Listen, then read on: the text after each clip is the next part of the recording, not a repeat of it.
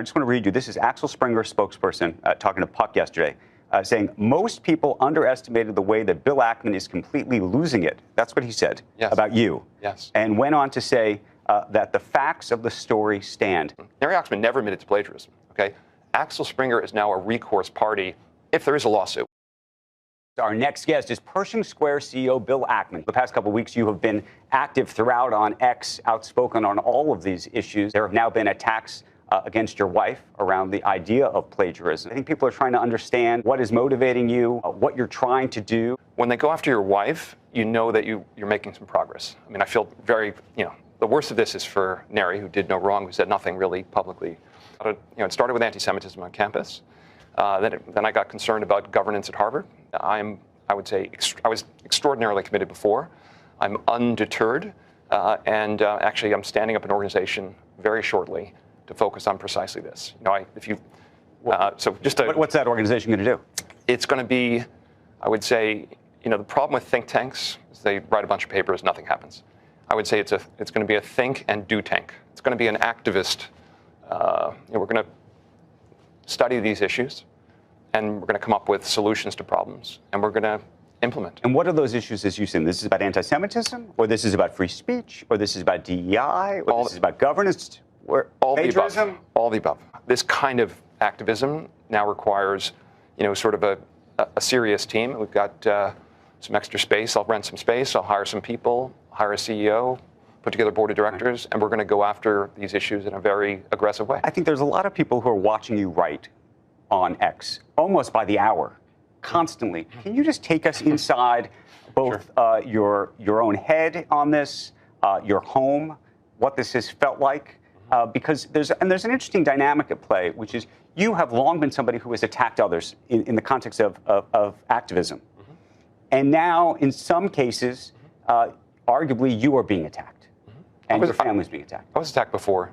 Remember, if you're an activist short seller, you undergo the most aggressive attacks. So I'm kind of a battle-hardened person, right? MBIA tried to put me out of business. They did a pretty good job. Sicking Elliot Spitzer on me years ago, if you remember that one. Mm-hmm. And then, of course, Herbalife was a, to the end of the earth campaign, I would say, on both sides. Is this different? Yes. It's much more important, much more profound. It affects many more people. It's not just about a company, right? It's about society. It's about education. It's about free speech.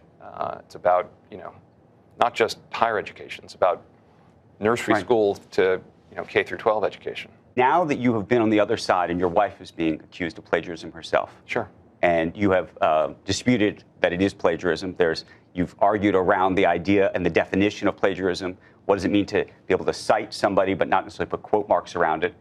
This is something that Business Insider has accused your wife of. But Business Insider has also tried to argue that effectively it's very similar to what Claudine Gay had been doing. Do you have a different view now of this? Sure. So plagiarism is fraud in an academic context. It's the most aggressive, the most damaging thing you can do to a professor, other than accusing them of some kind of, rape or some kind of sexual harassment or some kind of violent crime. So it's maybe slightly better than that.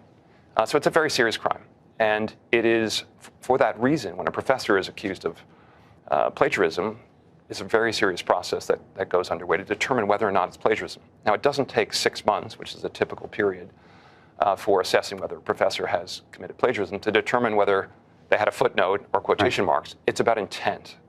Did the professor intentionally steal someone else's ideas? And one of the indicia, if you will, of plagiarism is, where they're using someone else's words or they're not putting a footnote. The question is that an oversight or is that intentionally theft? And the things that you want to look at in determining whether or not it was intentional or not, you're trying to get into the mind of the person, is how pervasive is it, right? And I don't know today whether Claudine Gay committed plagiarism or not, because I haven't done a 6-month assessment of. But you were out there on Twitter saying she plagiarized. She shouldn't. Not only should she not be the president of the university, when in fact she stepped down and they made her a member of the faculty. You raised questions about that based on the plagiarism accusation itself. What I said was, in light of what has been revealed about her academic record and what we've learned about plagiarism, I don't think she's qualified to serve on the faculty. And one of the things that came out, which I had never focused on Claudine Gay's academic record or plagiarism. But what I learned sort of after the fact is that she published 11 articles, not a dissertation, in journals. And if you look at what's required to be a professor at Harvard, if you're in the field of social sciences, that's a very, very small, very limited academic record. 6 of those 11 papers had 51 missing quotations, if you will, words. Still, I would say that doesn't look good. And you are now planning to, if you haven't already begun, scrubbing the records of professors everywhere, especially at MIT, because you believe that's where the accusations against your wife came from. No, that's to make a point. Okay, so just briefly on plagiarism. So plagiarism is fraud. It depends on the intent and the degree to some extent. And, getting back to Neri. Right. So Neri's thesis, 330 pages. Business Insider found 4 paragraphs, okay, where she had used words and gave proper attribution but without quotation marks, 4. And then 1 sentence where she missed an attribution. Right. By the way, the same person whom she missed an attribution for, she referenced 8 other times and properly referenced that person. So again, stick with me, Andrew, it's important, it's my wife. Okay, we're nothing special about those words. It's not like quoting Shakespeare, okay? The problem with plagiarism, though, and the point I was making, is it can be weaponized, right? We're going to know, once we finish this review, how many other members of the MIT faculty have this problem.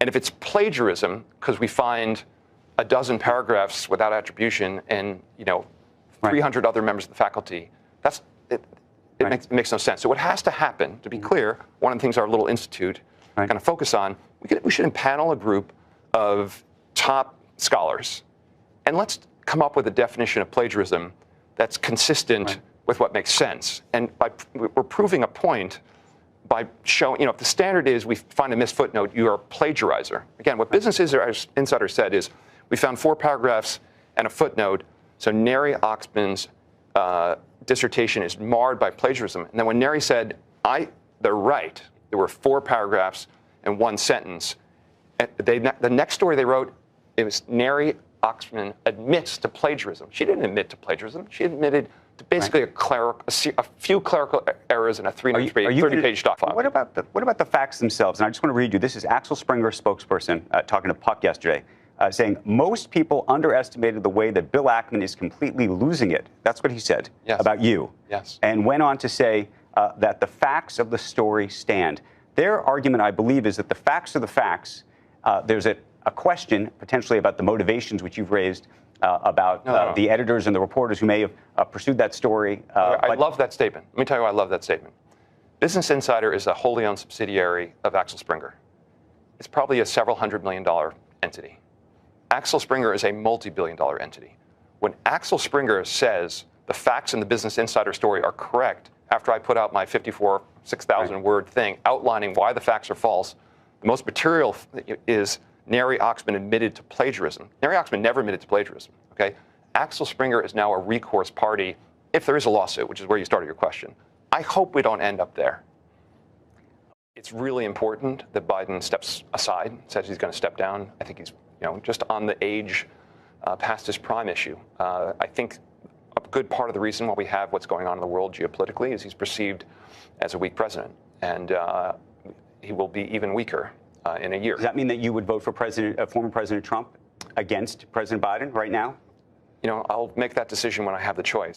My goal right now is to have good alternatives to Trump and Biden. That's my goal. But if those are the choices, I'll make my decision then based on the state of the world. But I can't imagine Biden. I just am stunned that he hasn't said he's stepping aside, and that is very, very. He will lose. Fair to think that that's a vote for Trump. Trump will be our next president if Biden is the candidate, for sure.